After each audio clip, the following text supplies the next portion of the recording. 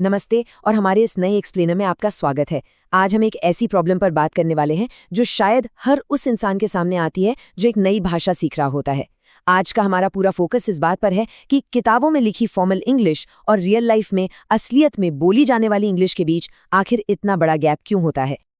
तो चलिए इसमें सीधे डाइव करते हैं। एक तरफ हमारी टेक्स्ट बुक होती है जो हमें सिखाती है do you want to coffee, जो ग्रामर के हिसाब से बिल्कुल 100% सही है, पर सच कहूं तो काफी रिजिड और थोड़ा सा रोबोटिक लगता है। दूसरी तरफ असल जिंदगी में ये फॉर्मल सेंटेंस एकदम कैजुअल और रिदमिक तरीके से पिघलकर कुछ ऐसा बन जाता है, फैंसी अ कॉफी। कितना स्मूथ है ना। अब यहाँ दिमाग में ये सवाल उठना तो लाजमी है कि इंग्लिश टेक्स्ट बुक्स रोजमर्रा की बातचीत से इतनी अलग क्यों लगती हैं। ये सच में एक बहुत ही आम और काफी फ्रस्ट्रेटिंग सी परेशानी है। सोचे, सालों तक ग्रामर के रूल्स घोटे, वोकैब्युलरी याद की, और जब फाइनली दो नेटिव स्पीकर्स को आपस में जल्दी जल्दी बात करते सुना तो लगा कि भाई ये चल क्या रहा है, सब सिर के ऊपर से निकल गया। तो चलिए आगे बढ़ते हैं हमारे पहले सेक्शन की तरफ, the rules of casual grammar. यहाँ सबसे पहले और सबसे जरूरी समझने वाली बात यह है कि स्पोकन इंग्लिश यानी बोली जाने वाली इंग्लिश गलत नहीं होती।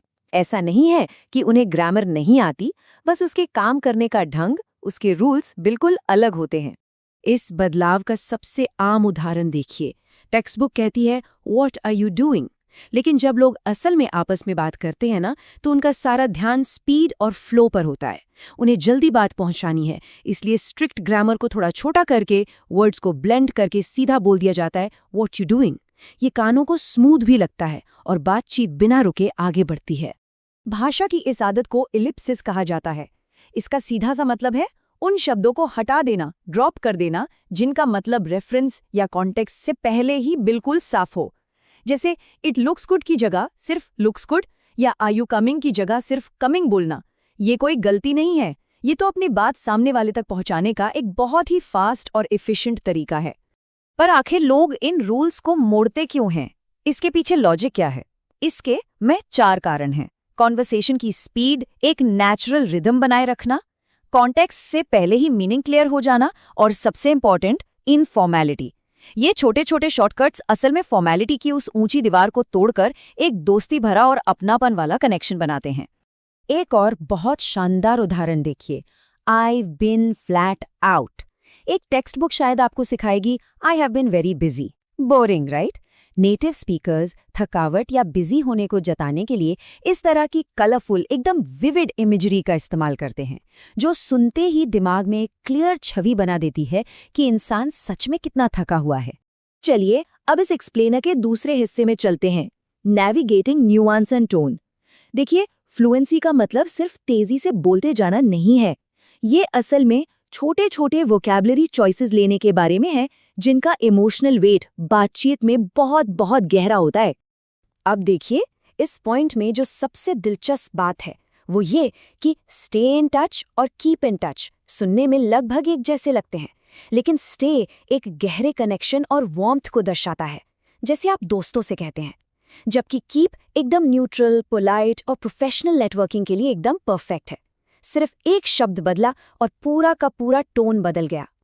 अब आते हैं एक ऐसी ग्रामर मिस्टेक पर जो अक्सर सबको कंफ्यूज करती है, जैसे लुक फॉरवर्ड टू मीटिंग या स्कैर्ड ऑफ गोइंग। अब यहाँ लोग सोचते हैं कि टू के बाद अचानक से आईएनजी क्यों लग गया। इसका राज ये है कि यहाँ टू एक प्रेपोजिशन की तरह काम कर रहा है। तो बस रूल याद रखिए कि जब भी ऐसी स्थिति होगी, वर्ब हमेशा आईएनजी फॉर्म में ही आएगा। हम सबने ऑफिस में बार बार I'll get to you सुना है और थोड़ा रोबोटिक लगता है ना। इस विजुअल चीट शीट को देखिए। इस एक बोरिंग फ्रेज की जगह अगर आप I'll circle back या I'll follow up shortly जैसा कुछ यूज करें, तो ये पूरे वर्कप्लेस का एटमॉस्फेयर और आपका इंप्रेशन पूरी तरह शिफ्ट कर देता है, एकदम प्रोफेशनल और नेचुरल। अब बढ़ते हैं सेक्शन 3 की तरफ, the power of filler words. अक्सर स्कूल्स में और फॉर्मल जगहों पर इन फिलर वर्ड्स का बहुत मजाक उड़ाया जाता है, इन्हें गलती माना जाता है, लेकिन आज हम इन्हें एक नए नजरिए से देखेंगे। ये एक्चुअली बातचीत को जोड़े रखने वाले ग्लू की तरह काम करते हैं। क्या वेल और लाइक जैसे शब्द सच में सिर्फ लेजी इंग्लिश है?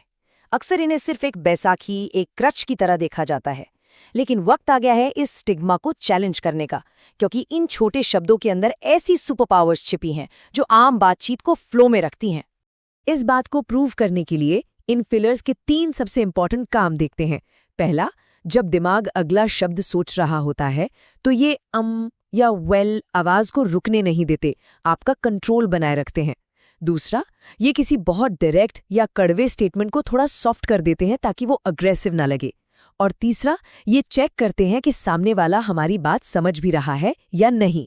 और ये उदाहरण बहुत ही शानदार तरीके से दिखाता है कि लाइक कितना पावरफुल है। जब कोई कहता है हर dad is like 7 feet tall, तो इसका मतलब ये नहीं कि उसने इंच टेप लेकर उनकी हाइट नापी है। यहाँ लाइक एक मिटिगेटिंग वर्ड है जो इशारा कराए कि भाई ये सिर्फ एक अंदाजा है, अप्रॉक्सीमेशन है। ये सिर्फ कोई स्लैंग नहीं बल्कि एक जबरदस्त कम्युनिकेशन टूल है। और यहाँ एक और बेहद इंपॉर्टेंट शब्द आता है, एनीवे। ये बातचीत के फ्लो को मैनेज करने और टॉपिक को शिफ्ट करने का एक बहुत ही अहम मार्कर है। इसे बहुत ध्यान से यूज करना होता है क्योंकि ये एक पोलाइट एग्जिट स्ट्रैटेजी है। जब भी कोई टॉपिक लंबा खींच रहा हो और आपको ग्रेसफुली बातचीत खत्म करनी हो तो ये शब्द जादू की तरह काम करता है। चलिए आगे बढ़ते हैं और आते हैं अपने आखिरी हिस्से पर, section 4, idioms and common traps. यहाँ हम ऐसी कल्चरल फ्रेजेस और शब्दों की जोड़ी पर बात करेंगे जिन्हें टेक्स्ट बुक्स कभी ठीक से सिखा ही नहीं सकती।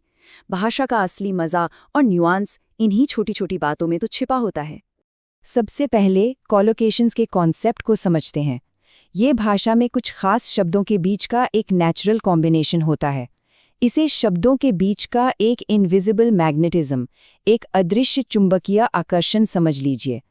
अगर इनका सही से इस्तेमाल न किया जाए तो नेटिव स्पीकर तुरंत पकड़ लेगा कि बोलने वाले की इंग्लिश उतनी नेचुरल नहीं है। तो यहाँ सबसे ज़रूरी पॉइंट ये है कि इस आकर्षण को, इस मैग्नेटिज्म को पहचाना जाए। हम इंग्लिश में हमेशा अ क्विक शावर और अ फास्ट ट्रेन कहते हैं। अ फास्ट शावर या अ क्विक ट्रेन कहना सुनने में अजीब लगता है, राइट? हालांकि क्विक और फास्ट दोनों का मतलब तेज होता है, फिर भी भाषा के रूल्स के हिसाब से ये नेचुरली अलग अलग नाउन्स के साथ ही फिट बैठते हैं। इसी तरह एक बहुत ही आम और काम का इडियम है, it's not a big deal. Global level पर बात करते समय ये फ्रेज आपको आना ही चाहिए। इसका असली काम किसी छोटी मोटी गलती को डाउन प्ले करना और उस वक्त की टेंशन को एकदम डिफ्यूज कर देना है। इसे इफेक्टिवली यूज करना बहुत जरूरी है क्योंकि ये आगे बढ़ने का एक स्मूथ रास्ता देता है। फिर आता है एक और बड़ा ही popular phrase, at the end of the day. अब ये सुनने में भले ही थोड़ा ड्रामेटिक सा, थोड़ा बड़ा लगता हो, लेकिन असल में इसका सिंपल सा मतलब होता है आखिरकार या अल्टीमेटली। जब भी आपको किसी लंबी बातचीत या डिस्कशन का निष्कर्ष निकालना हो, उसको समराइज करना हो, तो इस रैप अप फ्रेज का इस्तेमाल बहुत नेचुरल लगता है। चलिए आगे बढ़ते हैं और देखते हैं कि ये सब आपस में कैसे जुड़ता है और रियल वर्ल्ड फ्लुएंसी को कैसे बिल्ड करता है। मान लीजिए आपको कहीं से निकालना है। एक फॉर्मल किताबी तरीका होगा I am going to leave कहना, लेकिन कैजुअली दोस्तों के बीच बोला जाता है I am out of here. इन्हीं वेरिएशंस को पहचानना ही तो रियल वर्ल्ड कम्युनिकेशन की चाबी है। और अब इस एक्सप्लेनर को एक आखिरी थोड़ा गहरे सवाल के साथ यहीं पर रोकते हैं। सोचिए जरा, अगर फ्लुएंसी का असली मतलब परफेक्ट टेक्स्ट बुक ग्रामर रटना नहीं है, तो क्या किसी भाषा में मास्टर होने का सीधा सा मतलब इंसानी कनेक्शन बनाना, ह्यूमन कनेक्शन मास्टर करना है? भाषा सीखने का आखिरी लक्ष्य कभी भी मशीन की तरह बोलना नहीं था, बल्कि लोगों के साथ सच में जुड़ना था। उम्मीद है आज की इस चर्चा ने आपको भाषा देखने का एक बिल्कुल नया नजरिया दिया होगा। इस पर जरूर सोचिएगा।